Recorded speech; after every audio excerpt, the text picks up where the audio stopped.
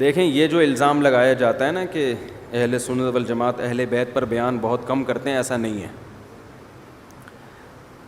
اہل سنت میرا حضرت حسین کی فضیلت پر بیان ہو چکا ہے، حضرت حسن کی فضیلت پر بیان ہو چکا ہے، حضرت علی کی فضیلت پر بیان ہوا ہے، تو سب علماء کر رہے ہیں.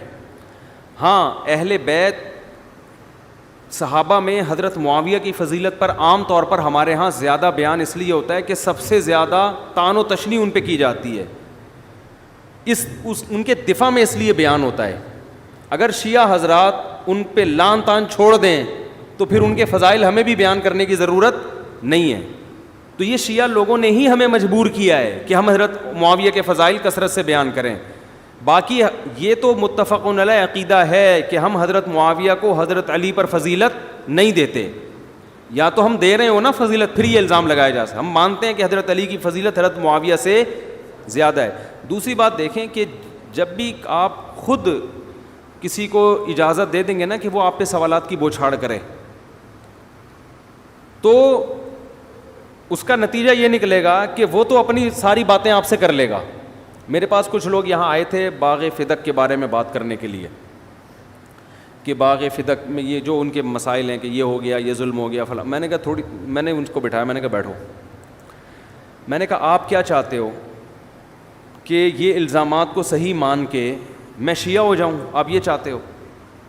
یعنی اس سے یہ ثابت کرنا چاہتے ہیں کہ سنی مذہب غلط ہے اور شیعہ کیا ہے؟ صحیح ہے. یہ چاہتے ہو نا؟ تو میں نے کہا میرے شیعہ مسلک پہ یہ اعتراضات ہیں، کیونکہ سنیوں کا تو یہ عقیدہ ہے. اہل سنت والجماعت کہتے کس کو ہیں پتہ ہے؟ اہل سنت میں سنت سے مراد ہے حدیث اور الجماعت سے مراد ہے صحابہ. تو میں نے کہا اور صحابہ میں سب سے پہلے خلفائے راشدین ہیں. ہم یہ کہتے ہیں خلفائے راشدین نے کبھی ظلم اور اتنا بڑا ظلم کہ نبی کی بیٹی کے ساتھ ظلم کرے، یہ تو ہمارے عقیدے کا بنیادی حصہ ہے. اگر اس کو آپ نے ثابت کر دیا تو اس کا مطلب سنی مذہب کی بیس ہی کیا ہے؟ بولو غلط. تو پھر جب سنی مذہب غلط ہے تو پھر صحیح والا کون سا ہے؟ پھر صحیح اگر شیعہ ہے تو مجھے شیعہ مسلک پہ یہ اعتراضات ہیں. آپ سائل بن کے ان سے سوالات پوچھنا شروع کر دیں کہ آپ شیعہ مسلک پہ مجھے یہ اعتراض وہ بہت سارے ہیں، ان کا جواب دے دو تو میں شیعہ ہونے کے لیے تیار ہوں، ورنہ نہ میں ادھر کا رہوں گا نہ میں ادھر کا، میں درمیان میں لٹکا رہوں گا. سمجھ میں آ رہی ہے بات؟ آپ ان سے سوال پوچھیں نا. جیسے عیسائی بھی اسلام پر اعتراض کرتے ہیں، عیسائی لوگ بھی اعتراض کرتے ہیں اسلام پہ، یہ اعتراض ہے، یہ اعتراض ہے. بھائی ٹھیک ہے مان لیا یہ اعتراض، تو میں اسلام چھوڑ دوں؟ وہ کہے گا ہاں چھوڑو. جب یہ اعتراض ہے تو پھر کیا کروں میں؟ کہ وہ کہے گا عیسائی ہو جاؤ.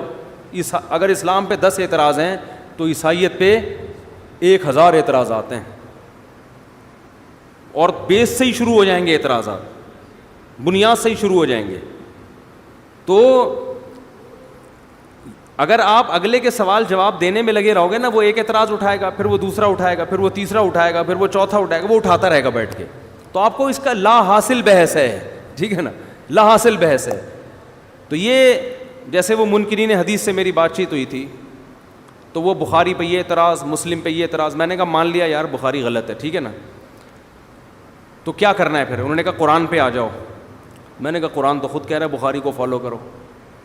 کہہ رہے قرآن میں کہاں لکھا ہے؟ میں نے کہا قرآن کہہ رہا ہے کہ نبی تشریح کریں گے اس قرآن کی، تو بخاری میں نہیں ہے تو پھر نبی کی وہ تشریح کہاں گئی ہے؟ یہ تو غلط ہو گئی نا. تو صحیح کتابیں لے کر آؤ نا میرے سامنے پھر حدیث کی، تو صحیح تو کہیں ہے ہی نہیں تمہارے پاس. میں نے کہا بس سر پھر قرآن ہی غلط کہہ رہا ہے کہ نبی تشریح کریں گے. نبی تشریح کریں گے تو قرآن سمجھ میں آئے گا، یہ قرآن کہہ رہا ہے ہمیں. تو جب نبی کی تشریح یہ ہے ہی نہیں تو پھر صحیح والی تشریح لے آؤ تو میں اس کو چھوڑ دیتا ہوں. نہ صحیح والی ہے تمہارے پاس، نہ اس کو فالو کرنے دے رہے ہو، اس کا مطلب تم ہی غلط ہو. کچھ اصولی باتیں ہوتی ہیں جن کا کسی کے پاس کوئی جواب نہیں ہوتا، یہ ان لوگوں کو دیا جاتا ہے جن میں دلیل سمجھنے کی صلاحیت نہیں ہوتی. بخاری کی پر جو اعتراض تھے، ہر اعتراض کا جواب ہمارے پاس ہے، لیکن ہمیں پتہ ہے اس جواب میں پڑھے نا تو ایک لمبی طویل بحث شروع ہو جائے گی. اور جن لوگوں میں ذہانت نہیں ہے، کم عقل ہے، وہ بعض دفعہ ان کے پروپیگنڈے سے متاثر ہو جاتے ہیں. تو بھائی اگر متاثر ہو کے آپ کے فرقے میں نے آنا ہے تو آپ کے فرقے پہ تو اتنے بڑے بڑے اعتراضات ہوتے ہیں کہ اس کا آپ کے پاس بھی جواب نہیں ہے.